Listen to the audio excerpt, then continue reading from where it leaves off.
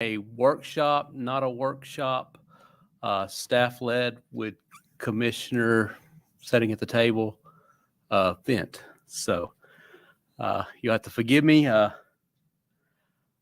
don't know what's going on anymore. I don't think anyone else here does. So I will turn the floor over to anyone that wants it, I guess, at this point.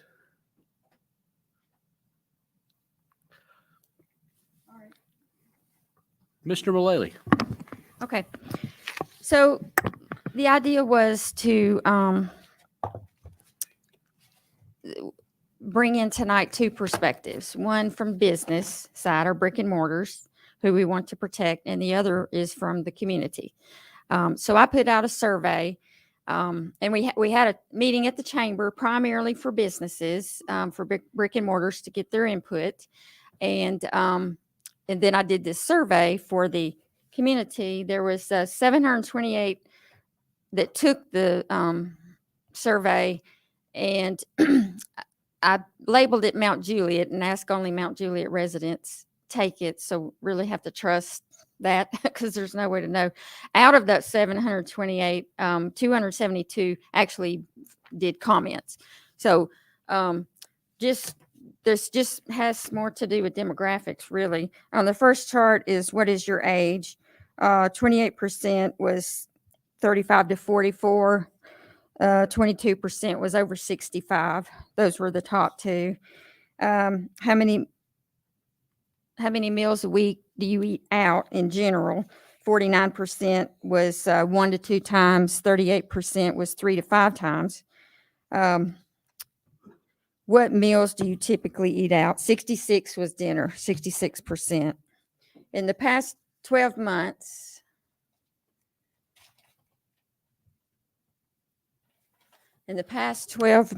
how many events have you attended where mobile food truck or cafe vendors were present?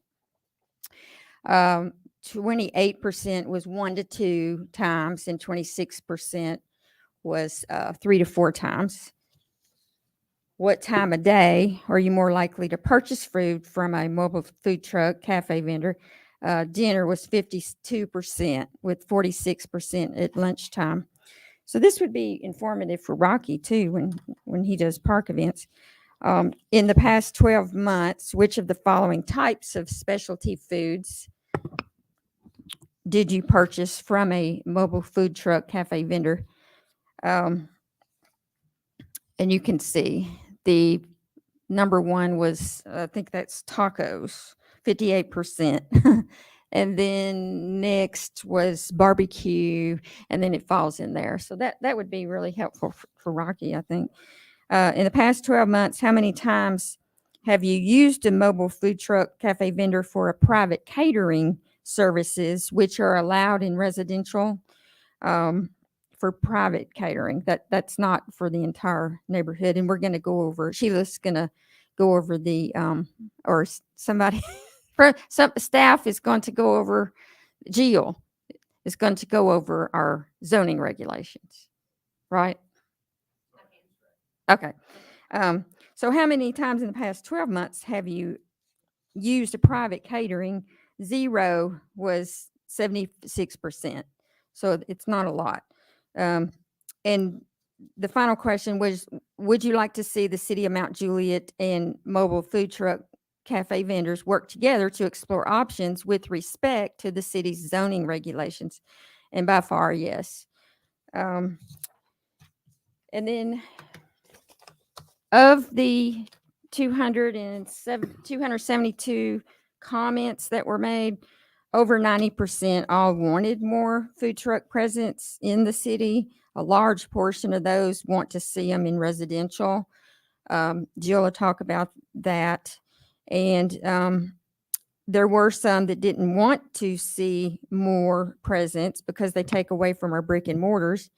And then we do have some brick and mortars who also have mobile cafes or food truck who would like to expand their business. So it's a different perspective. And so the idea was to bring it all here tonight and discuss it.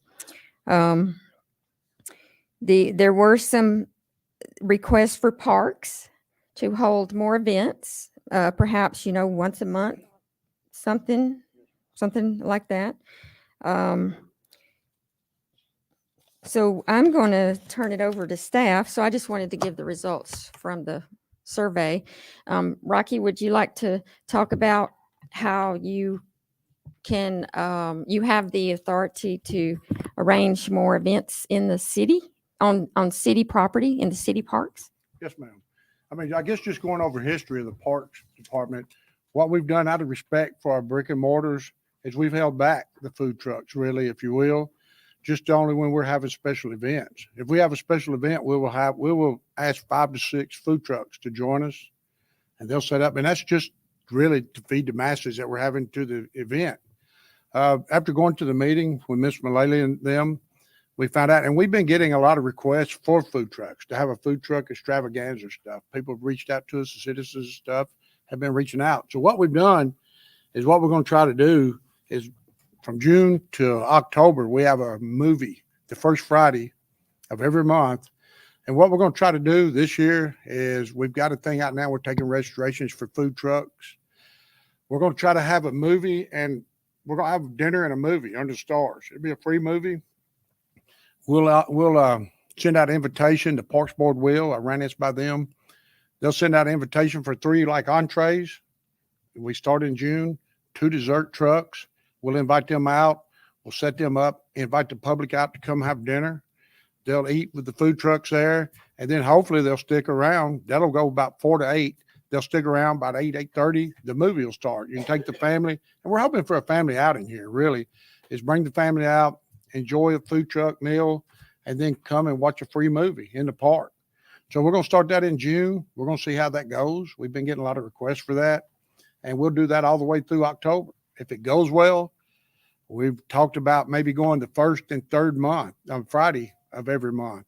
It just depends on how it's received, what the citizens ask us for, and that's what we're trying to do. We want to protect our brick and mortars.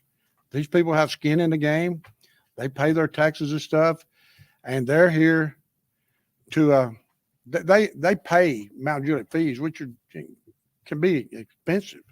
And so we really don't want a truck to come in and just start not paying any sales tax stuff. So we're looking for a way we can have both without, as far as residential, we don't have nothing to do with that. But in the parks, we will have them for special events still. And that's kind of where we're at right now.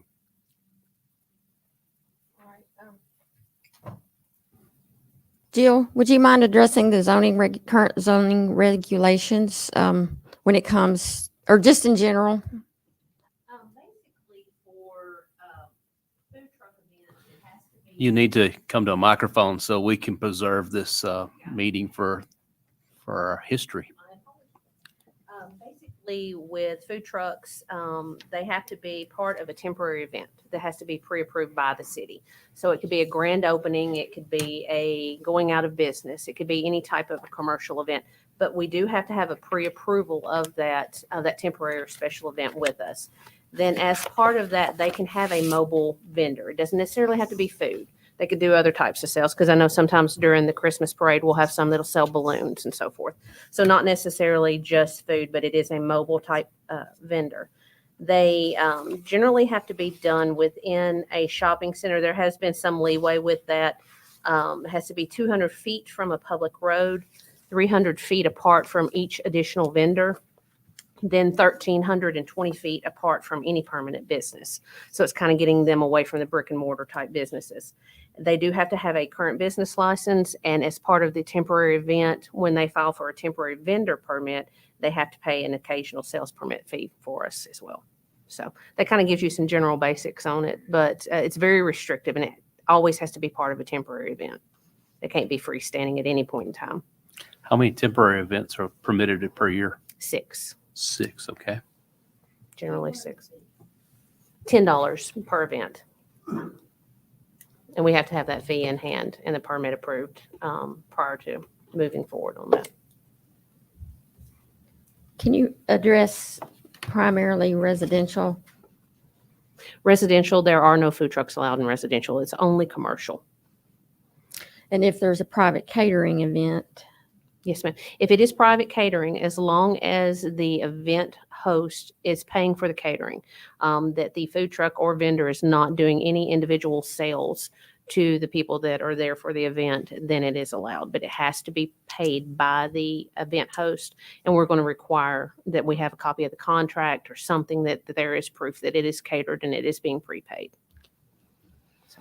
Do we allow any type of business transactions, anybody to sell or, I guess, do commercial type activities in residential zoned areas? No, sir. It's as far as I'm aware, under the special events ordinance, there's not supposed to be any type unless it, as Commissioner Mullally said, that it is something that's catered. But as far as individual or sales types like that, they're not allowed. Is there any way to amend residential just to allow one type of very specific food service? There is the possibility it would just have to be a zoning ordinance So amendment. it'd be a zoning ordinance Yes, to sir. allow a very specific type. Yes, sir. And it'd have to be under the temporary events policy part of it. Does that run any risk of spot zoning, or if you open it up to food service activities? I mean, could somebody I think, potentially set up a family style restaurant in their house just as easily? Because, a lot of times when we make the changes, and like Gino's quick to jump on, like when we talked about the payday loan stuff, under Tennessee code, it was recognizing payday loans is the same as a bank. Mhm. So doing some of the restrictions on that, we had to be very careful about which portion of TCA we referenced in that so that we did not include banks in those. I would agree. I do think that it would take some involvement with legal to make sure that we're not stepping on the toes of any of the TCAs and everything.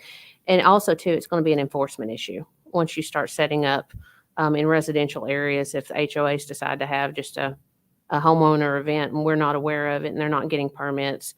And I hate to say because of not being as fully staffed, but that is where we run a risk running into that too.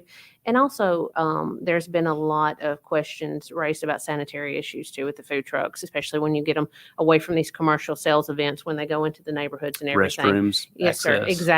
Exactly. The sanitary part of it. So, it is a possibility. I know that is an issue that's been raised time and time again with us, is like a lot of the HOAs want to do this, but we've just encouraged them to do it as a catering type event. So that way they do have it available. And if the citizens want to, fund into the HOA, as long as the HOA pays for it.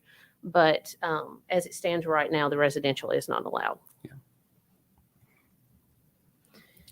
Well, I didn't keep my 250-pound lean physique by not eating, so I'm all in favor of more places to eat. So, and also, Jill, if that were to happen, planning would need one or two additional full-time people because food trucks are very time consuming. Yes, ma'am, they are. We greatly take any additional personnel we can get, but it is, there's a lot of paperwork involved with it, and it is time consuming, and we would need someone to go out and police that, to be able to go out and check with these events and everything, because we currently do not have anyone that works weekends. And that's when most of the events seem to take place, is on weekends and everything. And we do get the complaints as well. So that takes a lot of time to investigate those, because we do have to put into a lot of time, point of contact with the HOA presidents, also a lot of the commercial events, because we'll have a lot of commercial events that happen that we're not aware of, that we find out either through Facebook means or whatever else that are going on. And we find out after the fact, and they'll have an event and they'll have several food trucks.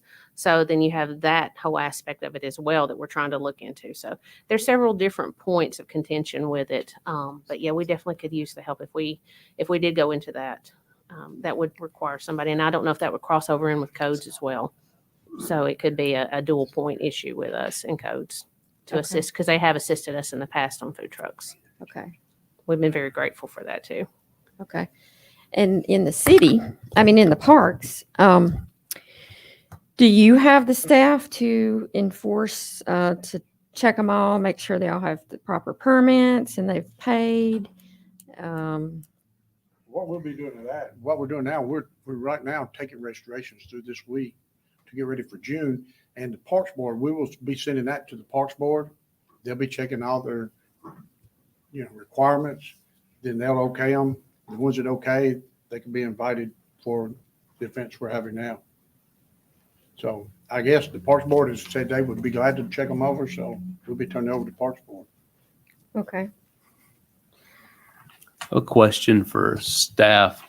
In 2020, under the emergency orders granted by the governor, some of the ruling with temporary events were suspended. How was, I guess, staffing able to accommodate that? And what level of participation? Did you have any issues with food trucks not wanting to participate in just the most basic rules, or was it, what was the experience like back then? Because I know we had no one working weekends at that time either. Under the state of emergency, it gave the ability for the city manager to allow for food trucks at various locations, including residential, because of the seriousness of the situation that we were under.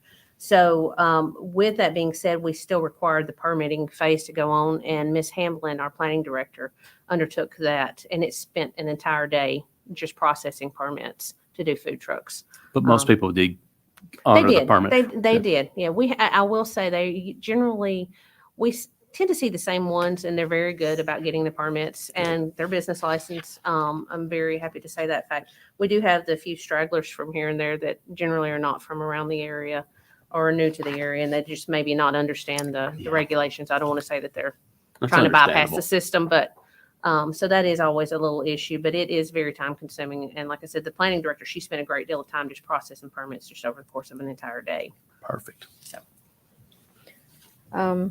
Wait a minute. This question has to do with health inspections.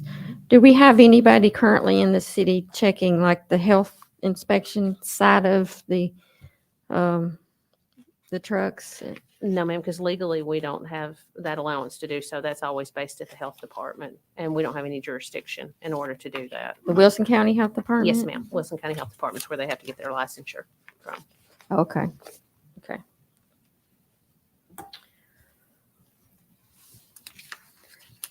So one idea was, like you said, a once a month or a twice a month thing. And then one idea too was like once a summer, once a year, do like a taste of Mount Juliet. Yeah. You know, that was an idea. Yeah, a truck extravaganza. Again, we're looking for input now, what the citizens are looking for. And if the food trucks go over really well with the first few movies, maybe we'll do a taste of Mount Juliet or something, or Wilson County with a truck extravaganza. And it really don't have to be a truck. You don't have to have a truck to participate in this. If you got a tent and you've got a catering service or something, that's all we ask, is you can put you up a tent and some tables, and it would be the same thing. Okay. With health department approval, I suppose. Yeah, with health department program. Yeah, you still got to meet certain criteria to participate. You just don't all have to have trucks. Now, are the permits the same cost that, $10, yes, ma'am.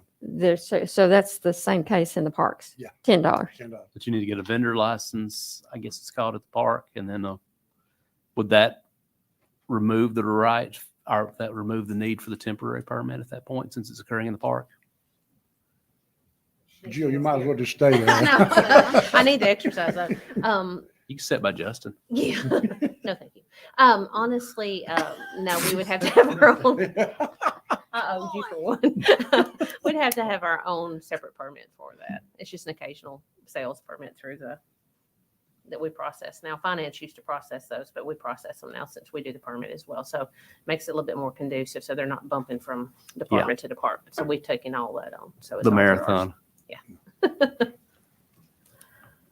All right. And I will say this, as a result from the meeting, the business meeting at the chamber, the majority of the brick and mortars were against changing zoning, amending the zoning code. So, do y'all want to open the floor Sure. to citizens?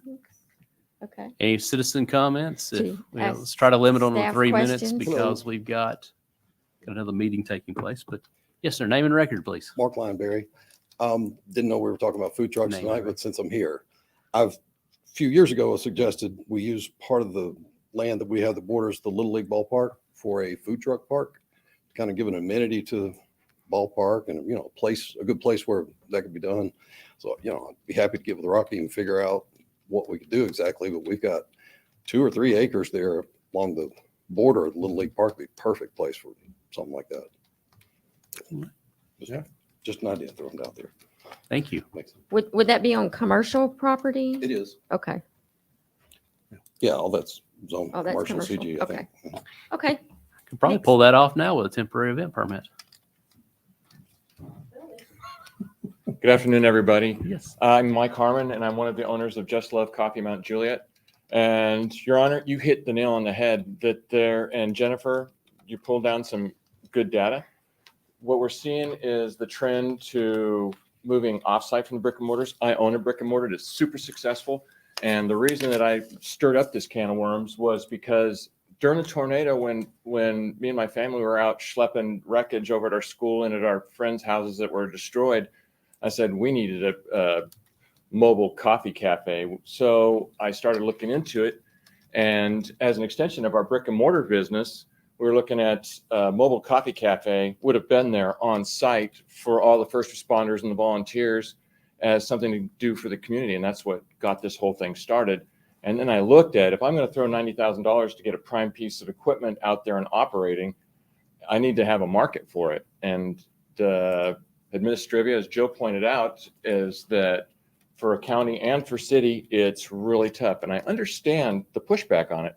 However, our community is moving towards moving offsite away from the brick and mortars. So even if we're using it as a ghost kitchen, we're still pushing things out. We have lots of catering requests. We do 400-person events at churches.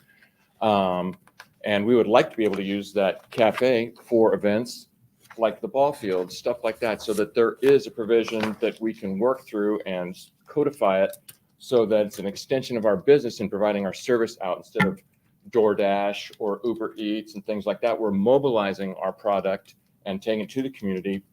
And we already see Panera using that as their catering truck, but I also see that, like Rocky was saying, that there are events that we could support and actually move so that we bring the product and the businesses out to our customer bases where they want to see it on site.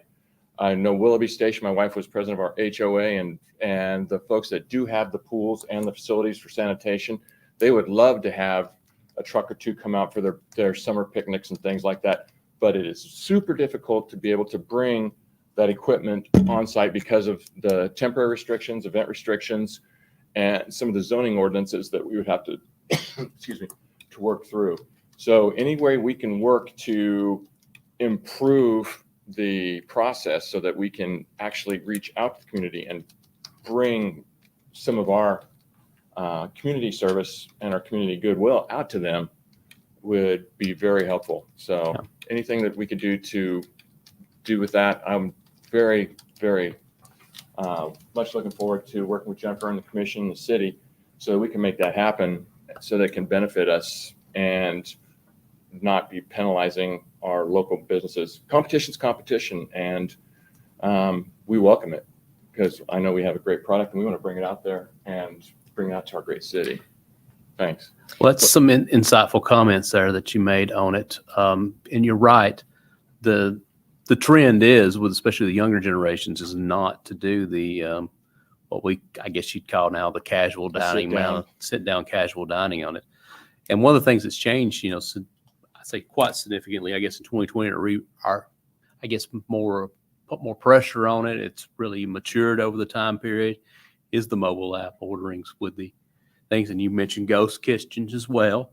And these are all things that local governments are going to have to find a way to coexist with brick and mortars on this. For me, it's not about protecting brick and mortar or giving one person an advantage over the other one, using the power of government to, I don't know, give somebody an advantage or not give somebody an advantage of it. But at the same time, and it's maybe something that in your case, I don't think it would be an issue at all, but it's the same time, it's also about protecting a funding source for the city at the same time. But everything the city getting is also a funding source for the schools. So it's a double whammy in a sense. But with you being local here, it wouldn't be an issue at all. But these are things that are going to have to be addressed from ghost kitchens as well in the future. And whether the ghost kitchen is physically in Mount Juliet or is it in Hermitage or whatever, I mean, it's just going to be a proximity to how long you think it'll take to get a burger from point X to point Y, and will it arrive warm when it gets there, because you want the repeat business when that goes forward. But we saw the same struggles with online ordering when the Amazons took case. And it took probably, I think it's not conservative to say that it took about a decade to get the legislation to get caught up with the business models. So, but that's not something that we can necessarily control at the local level, but it will take some state involvement in that to get it. But it's the future.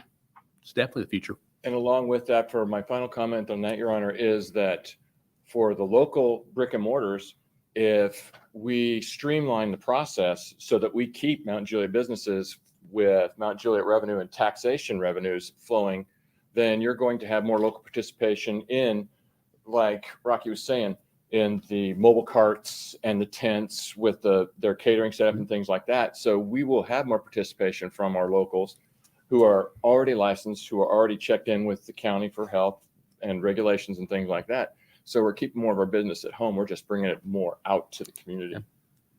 Thank you, everyone. I heard you mention this. Can you talk more about how companies like DoorDash and Uber Eats affect your business? They actually, because you can work with them to a degree and find a better plan, it's still expensive for us, but I think that it's a convenient service that I would rather our customers spend elsewhere other than doubling the cost of their delivery order.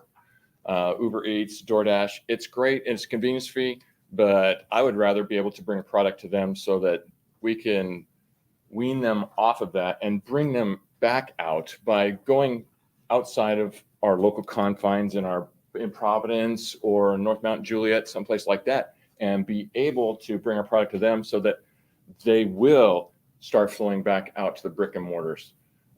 It's a push-pull thing that I think that I would rather that Uber Eats and DoorDash go out of business and we can help our customers use the revenue other places. Because it is about the convenience, and I'm not saying that that's a wrong thing, but I am saying that there are better ways to be able to distribute that disposable income for our customers. I think Olo's here to stay. Yeah.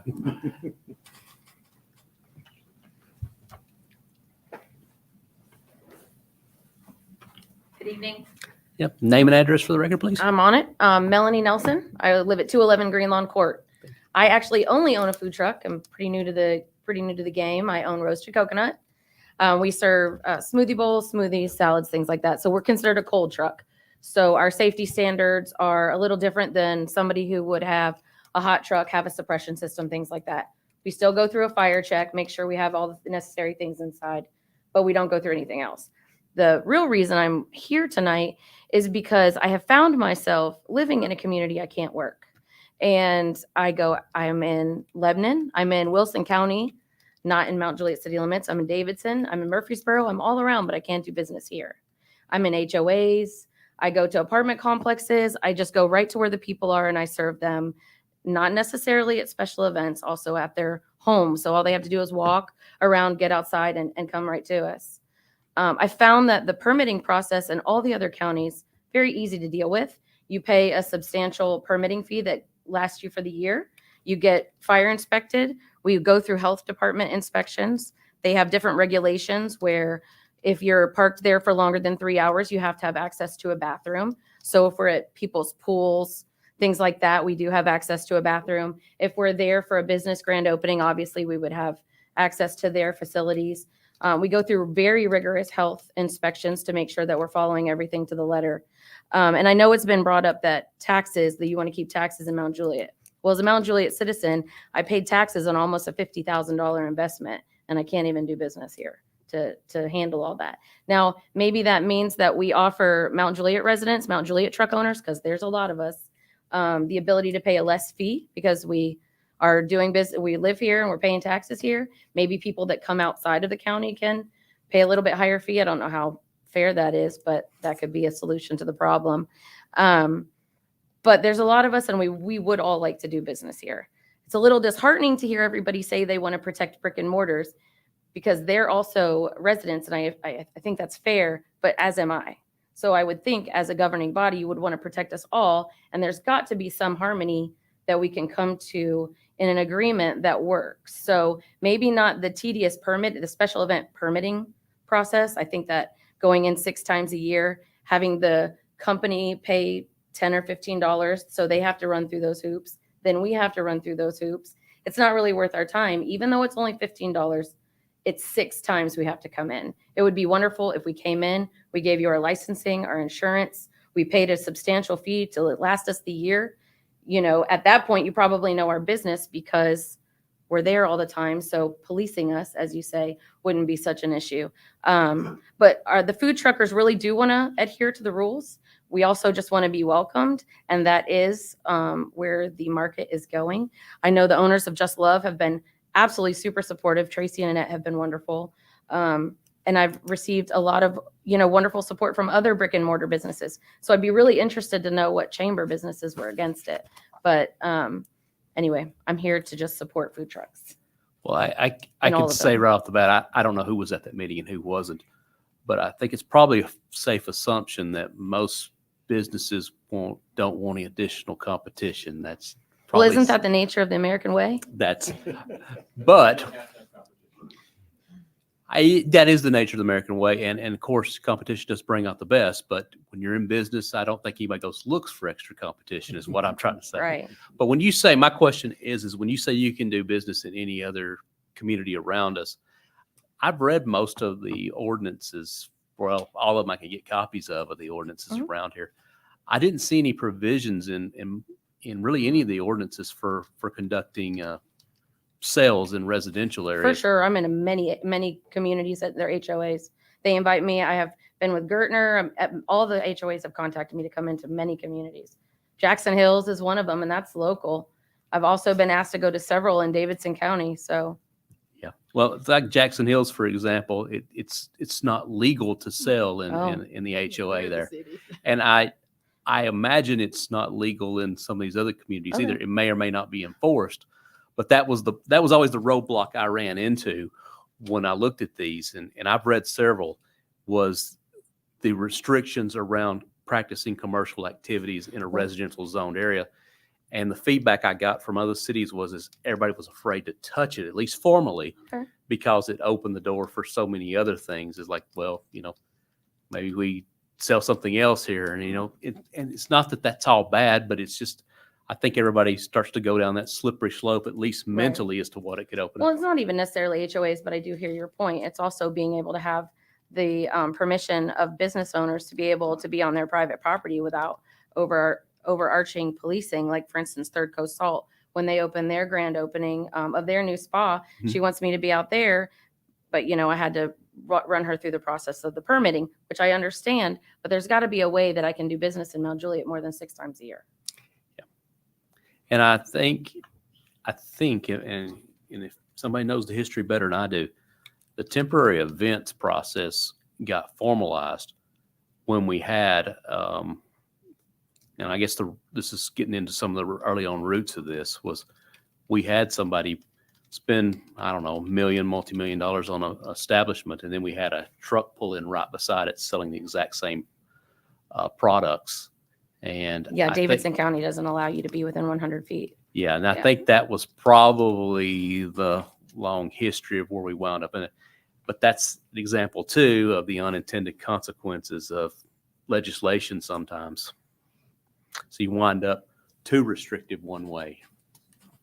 And now Well, I'd it's- love to find a balance. and that's always the challenge. Yeah. Is there a registered list somewhere of Mount Juliet food truck businesses? That's a very good question. I don't think there is. Yeah, because Probably I business would have license. loved to have contacted. You could, yeah, you somebody definitely could else. look at business license in our county and you'd find all that out, but that is kind of a unnecessary. Like, it'd be great if you could go online on the government Mhm. website and say, here are the approved vendors for Mount Juliet, just putting that out there. And then you can just read, those are the people that you can go to for service. If they're not on that list, then you better tell them that they need to get permitted in such a way. Yeah. I know White House does it that way. Okay. Yeah, that a list like that would be nice. It would be beneficial Yeah. for sure. It would. Did you have a comment or question? Yeah, you mentioned you had a county license. Do you have a City of Mount Juliet business license also? Mm-mm. I only have a county of Wilson County business license. Okay. State of Just so Tennessee. everybody knows, if you are domiciled in the City of Mount Juliet and you run a business, you're supposed to have a City of Mount Juliet business license. Okay. I'm okay. Maybe I do. My husband helped me with that, so. It's several steps, I know. That's state law. We can't. I'm almost certain. I went with an Yeah. attorney, so I had an attorney walk me through it with my husband. So I'm pretty sure yeah, I hear what you're saying. Thank you. Any other questions? No, thank you. Anyone else? This is Citizen. Yep. Sally Robertson. I own no businesses. I'm a librarian, but actually I have a question kind of for Rocky. It's along the food truck thing. I'm in support. I think food trucks seem like a good idea. But I was wondering, I do, directing to you, Rocky, but I do a book bag story time once a month on Saturdays. We're going to change it to 10 o'clock. I've been told, yeah, we just decided by the 10 o'clock. But anyway, I was thinking, I was wondering a food truck might bring people to this event. If that would be possible to have a food truck there at, 11, 10 o'clock, 11, maybe 10 to 12, or I don't know, you food truck owners, but would that be possible? Would that be a special event? That's parks. I don't know. And this is a Velatier ride that yeah, has it's a story Velatier time. thing. It's a Velatier sponsor, but Parks has always supported or Mhm. promoted it for me. So it's Velatier, yes, but I didn't. Would that be possible? It's not really a city sanctioned event, so No, we're no. not really putting it on, so that would, Okay. that really would not be, unless you want to pay them and bring them out. Okay. and, So them even though cater it's your on event. city property, it wouldn't necessarily. No, ma'am, but I mean, you're free to bring them on as a caterer. Okay. you I want just to. thought. Okay. Yeah. I was that might be kind of cool, but Yeah. so I thought like your movie night maybe it'd be, but Yeah, that's that- city That's a city sponsored. event. a That's park different event. than- Yes, ma'am. Can you make Book Bike Storytime a city event? Anyway, no. Okay. Thank you. That's all I've got. Yes, I was ma'am. Just a thought. All right. Thank you. Thank you. Anyone else? All right. Well, it's 6 p.m., which I think the time the original workshop was scheduled to end. I think it kind of turned into a workshop anyway. Mhm. I do apologize. I was kind of caught flat-footed. I was expecting a staff-led event, but I gave it my best effort to wing it. So I appreciate everybody that did come out and speak. Very insightful. And yes, I know we've got some work, at least cleanup to do in the area. Anybody else? Any comments, questions? All right. Thanks, everyone. Without objection, we'll adjourn.